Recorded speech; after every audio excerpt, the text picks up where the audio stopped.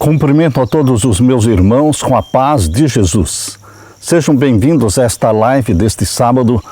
Vamos estudar a palavra profética mais uma vez. Antes de começar, vamos orar. Pai querido que estás nos céus, aqui estamos na Tua presença nesta manhã de sábado, buscando a Tua bênção, buscando a maior bênção depois da morte de Jesus Cristo como nosso Salvador. Jesus disse que agora a maior bênção é o derramamento do Espírito Santo. Derrama sobre mim e os meus irmãos o Espírito Santo neste momento e que o Senhor fale ao nosso coração, em nome de Jesus. Amém, Senhor. Meu querido irmão, minha querida irmã, a live de hoje tem como título Caiu a Grande Babilônia. Nosso foco hoje será a segunda mensagem angélica. Por isso, abra sua Bíblia em Apocalipse capítulo 14. Apocalipse capítulo 14, vamos estudar hoje a segunda mensagem angélica. Vamos ler juntos, capítulo 14 e o verso 8. E outro anjo seguiu dizendo: Caiu, Babilônia, aquela grande cidade, que a todas as nações deu a beber do vinho da ira da sua prostituição. Meu querido irmão, declara-se que Babilônia é a mãe das prostituições. Isso está muito claro ali em Apocalipse capítulo 17. Abra sua Bíblia em Apocalipse capítulo 17 e vamos ver aqui o verso 5. Aqui diz: e na sua testa estava escrito o nome mistério, a grande Babilônia, a mãe das prostituições e abominações da terra. É a mãe, é a igreja mãe, mas mãe das prostituições da terra. E as suas filhas estão simbolizadas como aquelas igrejas que se apegam às doutrinas da mãe, às tradições da igreja mãe, seguindo-lhe o exemplo, sacrificando a verdade, a fim de estabelecer uma aliança ilícita com o mundo. A mensagem de Apocalipse 14, anunciando a queda de Babilônia, deve se aplicar a todas as organizações religiosas que se corromperam. Isto está no livro O Grande Conflito, página 382, parágrafo 3. Todas as igrejas que aceitaram os mandamentos criados pela Igreja de Roma, que ordena guardar o domingo no lugar do sábado, tornam-se filhas da Igreja Romana, que se intitula como a única igreja verdadeira, a única igreja em que existe poder de salvar. Meus queridos irmãos, no dia 6 de junho do ano 2000, o então cardeal Joseph Ratzinger, prefeito da Congregação da Doutrina e Fé, publicou um documento intitulado Dominus Iesus. E nesse documento Dominus Iesus é declarado que a única igreja de verdade reconhecida é a Igreja de Roma e que todas as outras igrejas não passam de comunidades eclesiásticas. É interessante que todas as igrejas protestantes concordaram com este documento de Ratzinger. Mas, queridos, a Igreja de Deus, guiada pelo Espírito Santo, ela se baseia na palavra de Deus. Ela obedece os mandamentos de Deus, escritos pelo dedo de Deus, os 10 mandamentos, não os mandamentos que vêm de Roma. Aqui diz que esta igreja, a Grande Babilônia, ela deu a beber a todas as nações do vinho da sua prostituição. É exatamente isso que está escrito na mensagem do segundo anjo, capítulo 14 de Apocalipse e o verso 8.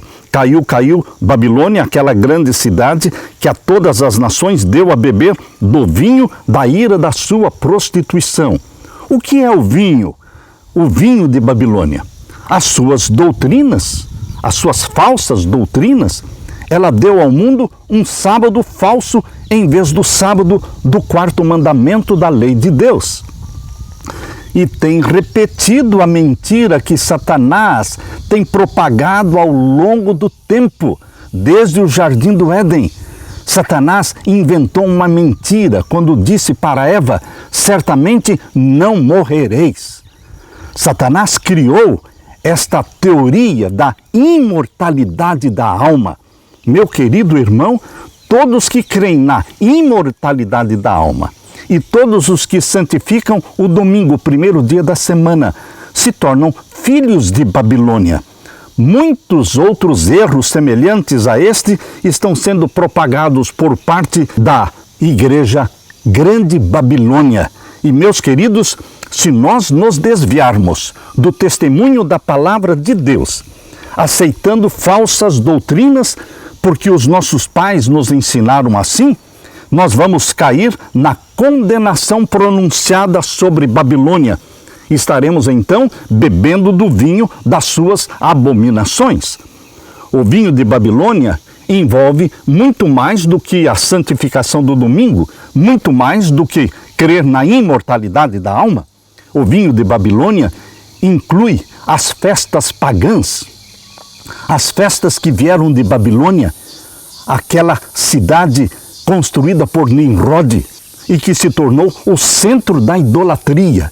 De lá vieram muitas festas que foram crismadas, foram transformadas como que sendo festas cristãs, mas são festas pagãs. Quais são elas?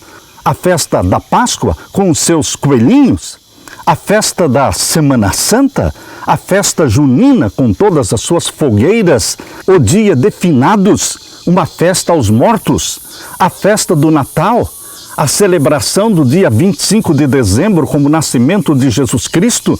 Jesus não nasceu no dia 25 de dezembro. Quem nasceu neste dia foi Tamuz, o Messias pagão, filho de Nimrod com Semíramis. Meu querido irmão, tudo isso é vinho de Babilônia.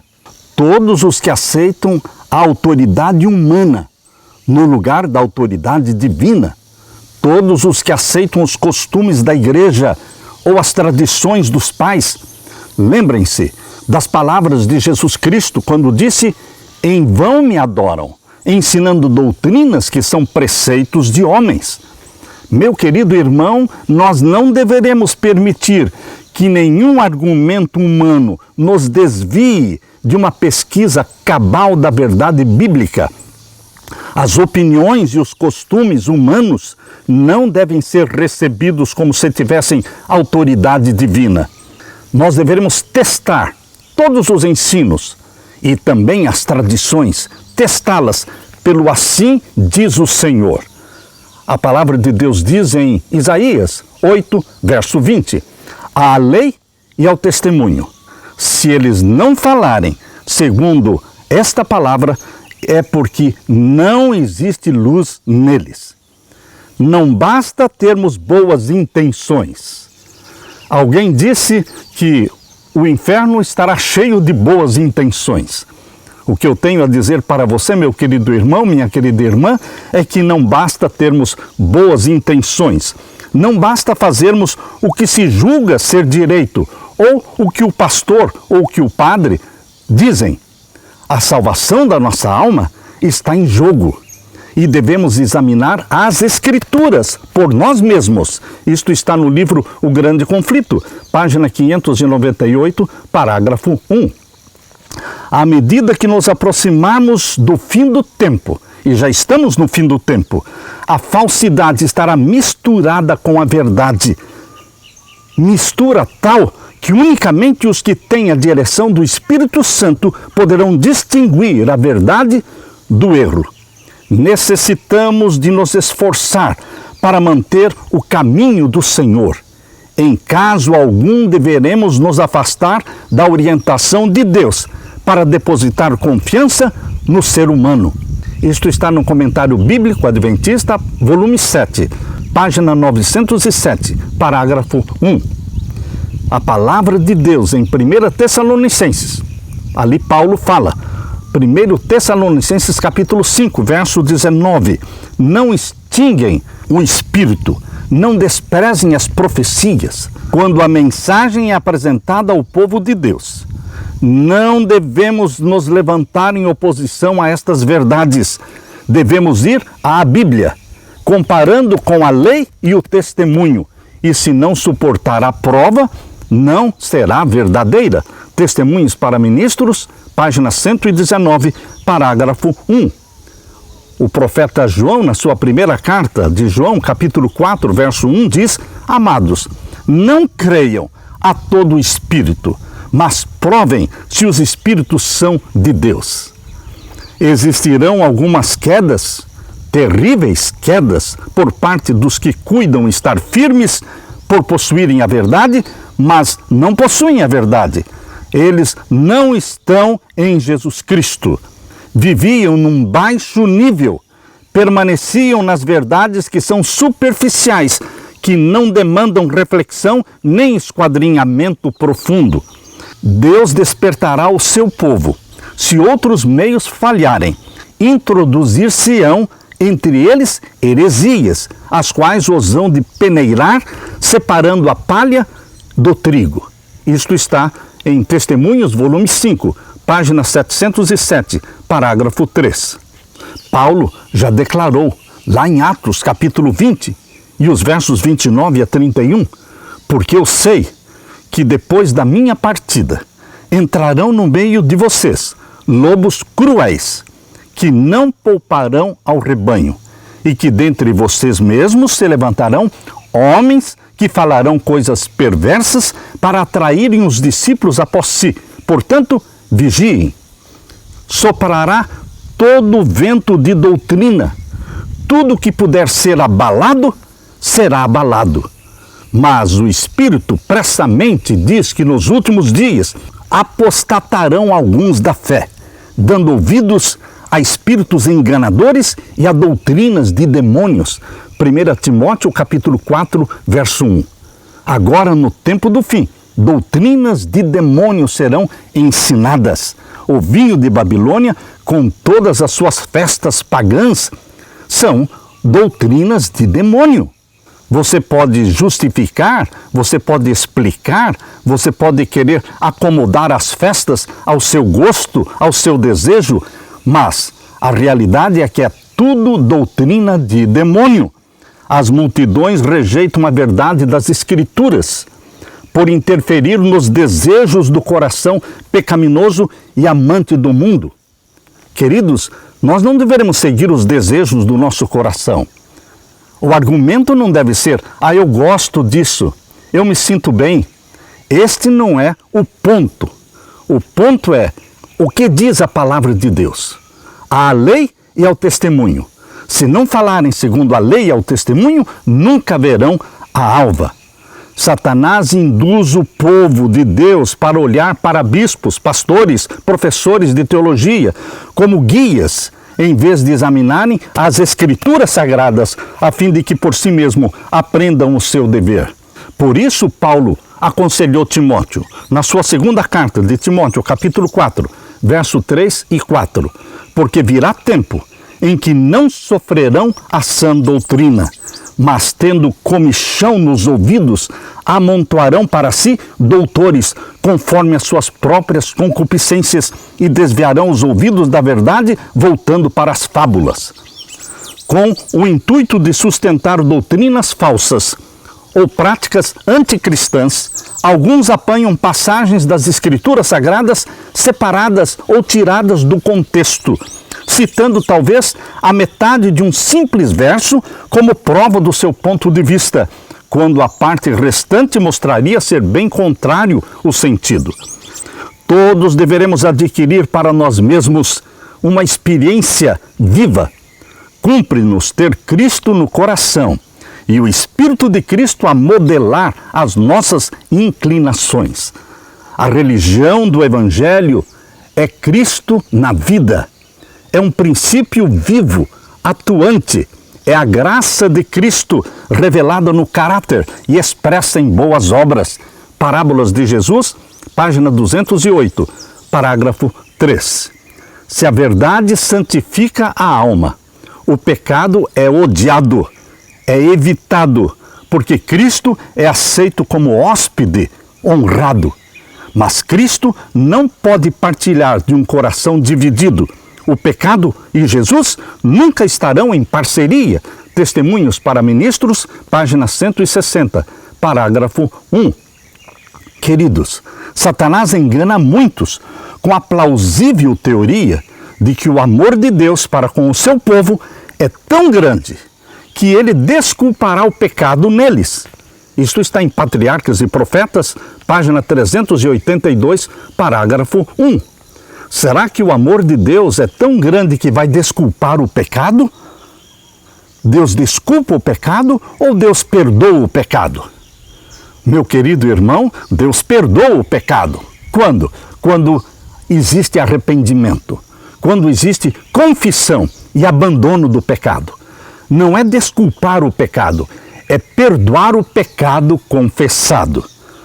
Poucos pregam a palavra não misturada com tradições humanas. A maioria está misturando a palavra de Deus com as tradições, com as doutrinas de demônios. São abundantes ao nosso redor falsas doutrinas, o vinho de Babilônia, falsa piedade, falsa fé. Mestres virão vestidos como anjos de luz e, se possível fosse, enganariam até os escolhidos.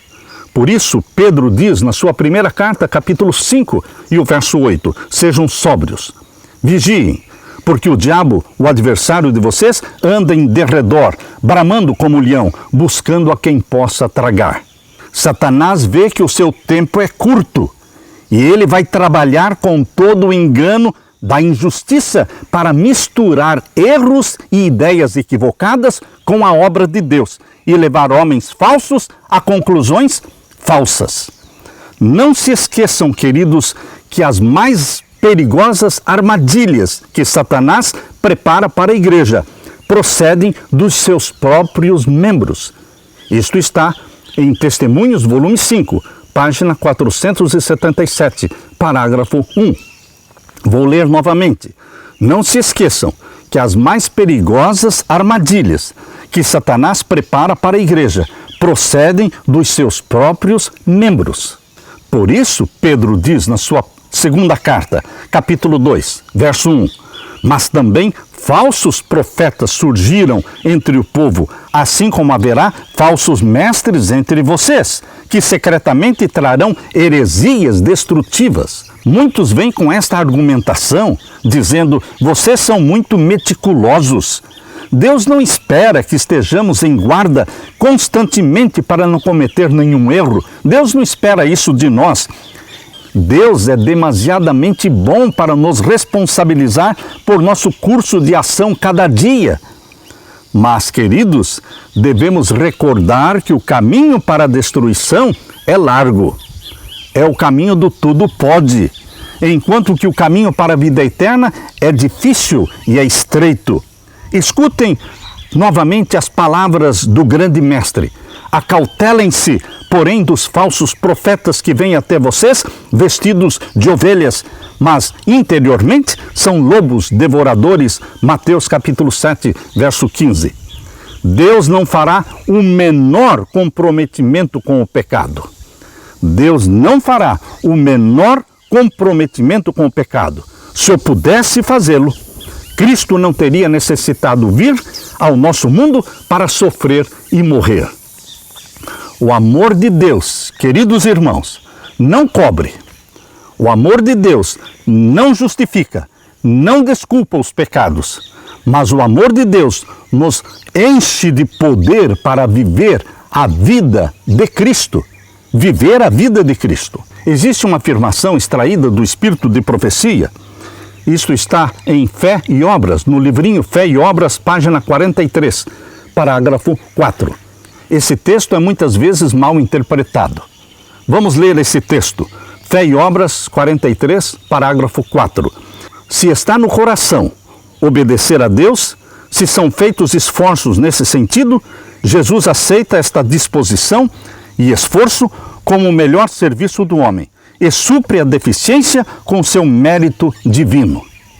Muitos usam esse texto para desculpar os seus pecados, para continuar pecando, dizendo que estão se esforçando.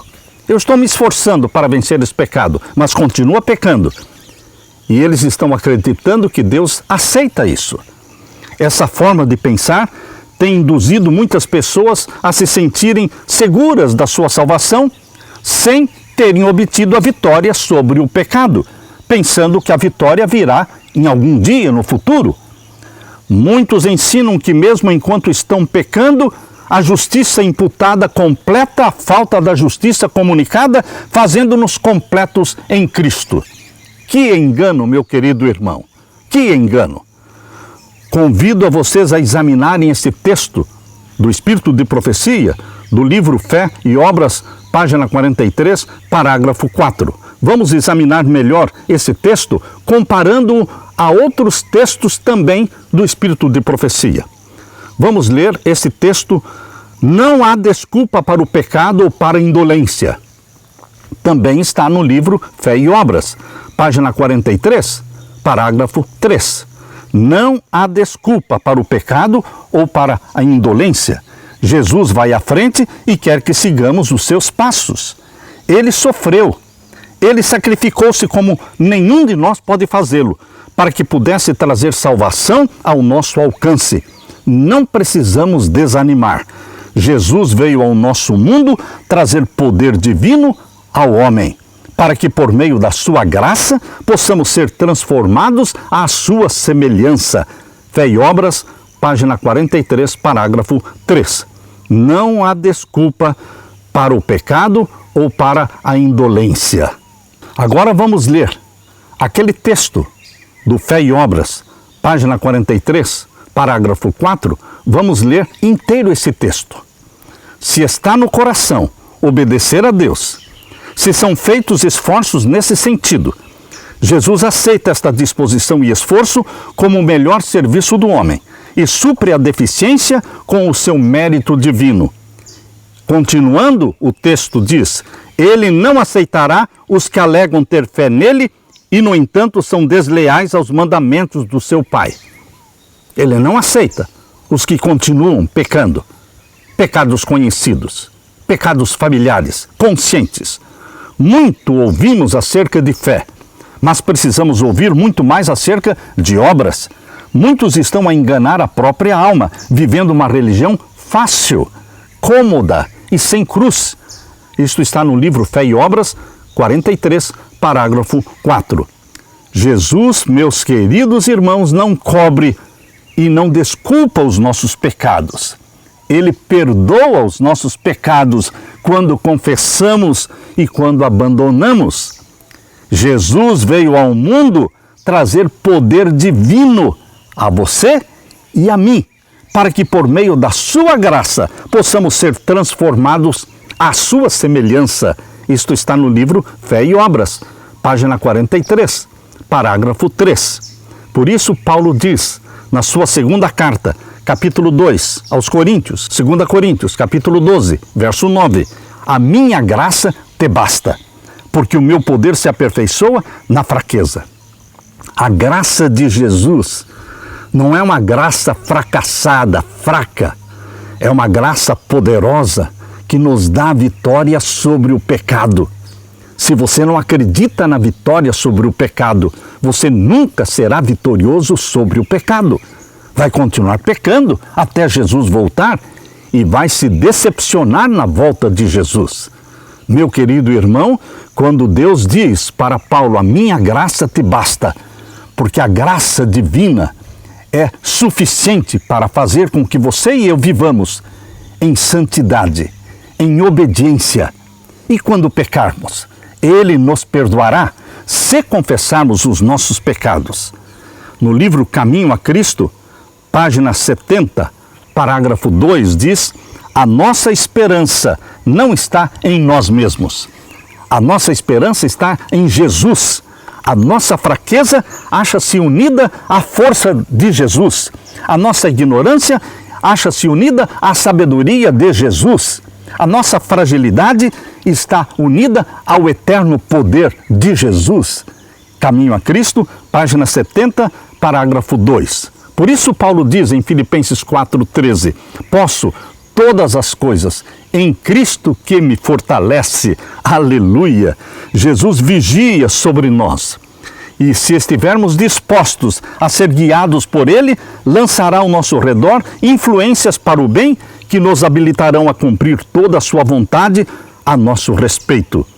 Pedro diz na sua segunda carta, capítulo 1, verso 3, o seu divino poder, o divino poder de Jesus, nos deu tudo o que diz respeito à vida e à piedade. Portanto, somos habilitados por tudo que Deus proveu através de Jesus e através do Espírito Santo para sermos vitoriosos. Na revista Signs of Times, do dia 29 de agosto de 1892, a serva de Deus escreveu: há muitos que murmuram contra Deus nos seus corações.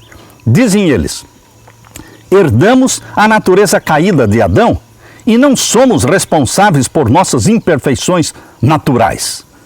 Estão se justificando, estão se explicando, estão se desculpando, mas não estão confessando, não estão se arrependendo. Vejam a argumentação deles. Vou ler novamente. Há muitos que murmuram contra Deus nos seus corações e dizem: herdamos a natureza caída de Adão e não somos responsáveis por nossas imperfeições naturais.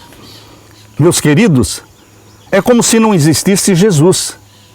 É como se Deus tivesse deixado você lutando sozinho contra as suas inclinações pecaminosas. Mas não é assim. Existe um Salvador, Jesus Cristo, e Ele derrama sobre você o Espírito Santo, que gera em você uma natureza santa e que dá poder para você vencer o pecado. Jesus fez ampla provisão para todas as debilidades naturais. Percebam, leio de novo. Está na revista Review Herald, do dia 24 de maio de 1887. Jesus fez ampla provisão para todas as debilidades naturais, para que as possamos vencer por meio da sua graça. Para que possamos vencer todas as nossas debilidades naturais por meio da sua graça. Aleluia! E ainda no livro Mensagens Escolhidas, volume 2, página 236, parágrafo 1. Quando arquitetamos desculpas para o egoísmo, quando arquitetamos desculpas para ruins suspeitas e para maledicências, educamos a alma no mal. E se continuarmos a assim proceder, tornar-se-á um hábito o ceder à tentação. Mensagens Escolhidas, volume 2, página 236, parágrafo 1. Então não podemos ficar arquitetando desculpas para os nossos pecados. Deveremos confessá-los e receber de Deus o perdão que vem repleto, recheado de poder. O perdão que Jesus dá vem recheado de poder para fazer você vitorioso sobre o pecado. Deus exige que você e eu paremos de pecar, pecados conscientes, pecados conhecidos. Ele nos dá força para isso. Cristo ama a sua igreja, dará todo o auxílio necessário aos que a Ele clamam por força a fim de desenvolver um caráter cristão. O amor de Jesus não é fraqueza. O amor de Jesus não condescenderá com os seus pecados, nem lhes dará prosperidade enquanto continuarem a seguir o caminho errado. Unicamente por fiel arrependimento serão perdoados os seus pecados, pois Deus não cobrirá o mal com as vestes da sua justiça. Deus não cobrirá o mal, não cobrirá o pecado com as vestes da sua justiça. Deus somente nos cobre com justiça, com os vestidos brancos da justiça de Cristo, quando confessamos os nossos pecados. Filhos e filhas de Deus, página 13, parágrafo 3.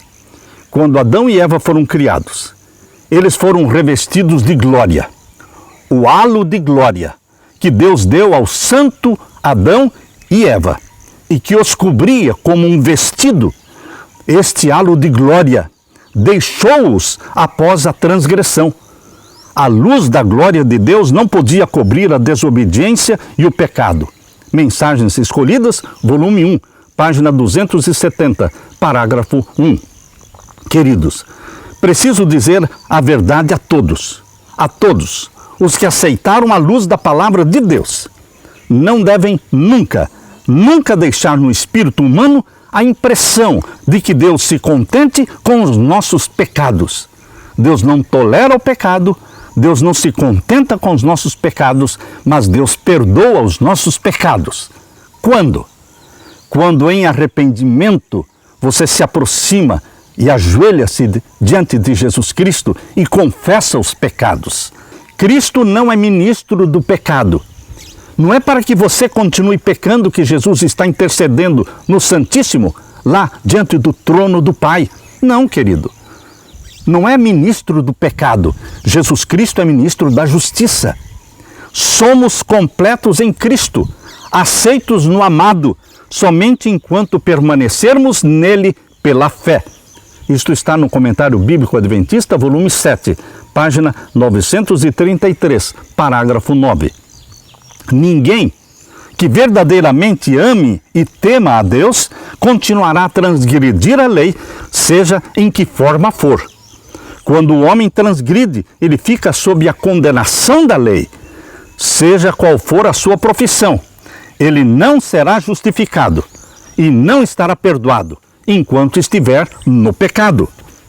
Mas, embora Deus possa ser justo e ao mesmo tempo justificar o pecador pelos méritos de Cristo, homem algum pode cobrir a sua alma com as vestes da justiça de Cristo enquanto estiver cometendo pecados conhecidos ou negligencia conhecidos deveres. Isto está no livro Mensagens Escolhidas, primeiro volume, página 366, parágrafo 1. O que impede que você receba perdão? O que impede que você seja coberto com a justiça de Cristo?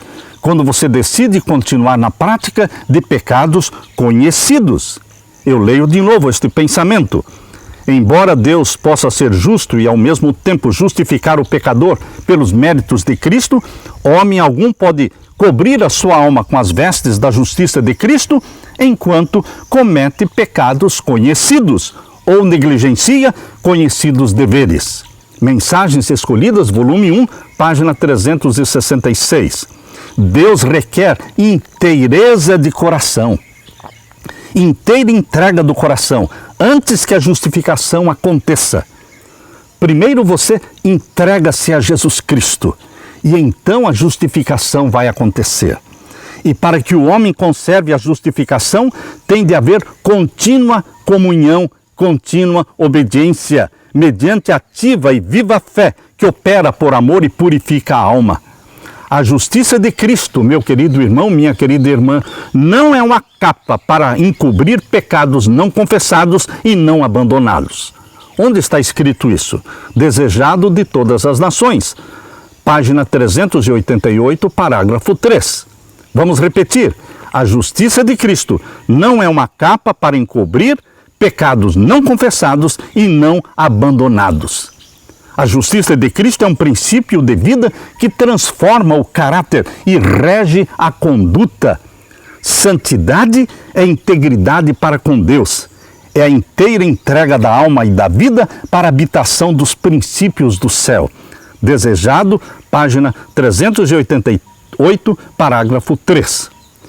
A religião do Evangelho é Cristo na vida, na sua vida, na minha vida. É um princípio vivo, atuante. É a graça de Cristo revelada no caráter e expressa em boas obras. A graça interior se manifestará em ações exteriores. A justiça interior é testificada pela justiça exterior. A justiça pela qual somos justificados é imputada. Aquela justiça pela qual somos santificados é comunicada. A primeira é o nosso título para o céu e a segunda é a nossa aptidão para o céu. Mensagens aos Jovens, página 35, parágrafo 2. Se os homens insistem em que Deus é bom demais para rejeitar o pecador, olhem eles para o Calvário. Veja como Deus odeia o pecado.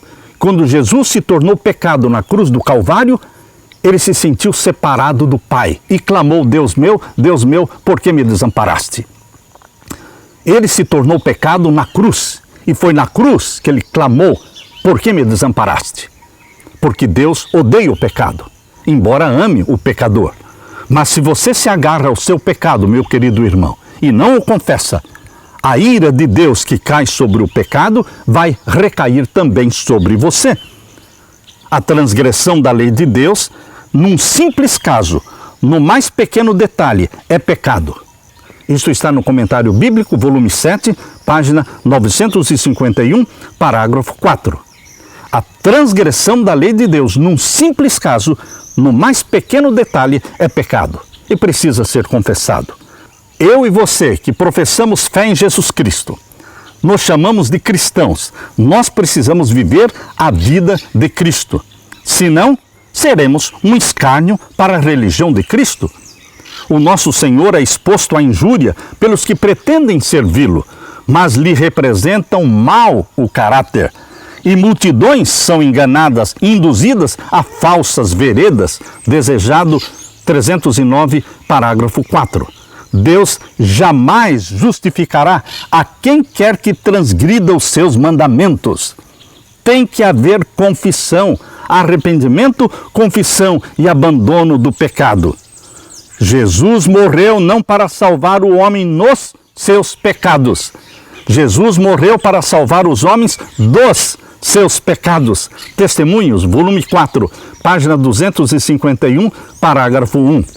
Jesus quer libertar a mim dos meus pecados e a você também, mas Ele não vai nos salvar nos pecados. Mas Ele é poderoso para nos libertar dos pecados e nos dar a vitória sobre os pecados. Você, meu querido irmão, minha querida irmã, você caiu em pecado? Todos nós caímos em pecado. Todos nós somos pecadores. A diferença é o que você fará depois que você caiu em pecado. Você caiu em pecado? Então, sem demora, procure a Deus. Procure a misericórdia. Procure o perdão. Confesse o pecado. A misericórdia está ainda sendo oferecida ao pecador. A porta da graça está aberta. A justificação é um perdão pleno e completo do pecado. Davi pecou feio. Davi pecou feio quando adulterou com Batseba e matou o esposo dela, Urias, o heteu. Mas ele se arrependeu. Ele com lágrimas buscou o perdão, confessou o seu pecado, arrependeu-se e foi convertido de novo. Meu querido irmão, Deus não rejeita, Deus não recusa qualquer pecador que venha em arrependimento e confesse o seu pecado. Deus perdoará. E Deus não dará somente o perdão, mas Ele derramará o Espírito Santo sobre você e sobre mim, dando-nos a vitória sobre o poder do pecado. Nós temos diante de nós a promessa de Jesus Cristo de vencer o pecado. Ele venceu o pecado. Ele nos dá a vitória dele. Vamos memorizar e vamos repetir constantemente. Filipenses 4,13. Posso todas as coisas em Cristo que me fortalece. Ó meu querido irmão, essa é a promessa de Deus. Esse é o presente de Deus para você. Deixe-me orar com você. Pai querido que estás nos céus, todos nós somos pecadores. Todos nós estamos destituídos da Tua glória. Todos nós temos natureza pecaminosa e fortes inclinações para o pecado. Mas nós estamos aqui na Tua presença, te glorificando e te agradecendo por Jesus Cristo ter morrido por nós e ter ressuscitado e ter ascendido ao céu e ser o nosso intercessor e mediador. Nós te louvamos, Pai querido, porque Jesus Cristo está derramando sobre mim e os meus irmãos o Espírito Santo. O Espírito Santo nos dá a vitória sobre tendências pecaminosas e também sobre pecados conhecidos. Dá-nos, portanto, Pai eterno, uma porção maior do Espírito Santo. Derrama sobre nós a Tua graça. Faze-nos vitoriosos em Jesus Cristo. Ouve a oração do Teu povo. pois estamos clamando em nome de Jesus. Amém, Senhor. Amém. Deixo com você, meu querido irmão, minha querida irmã, a paz de Jesus. Amém.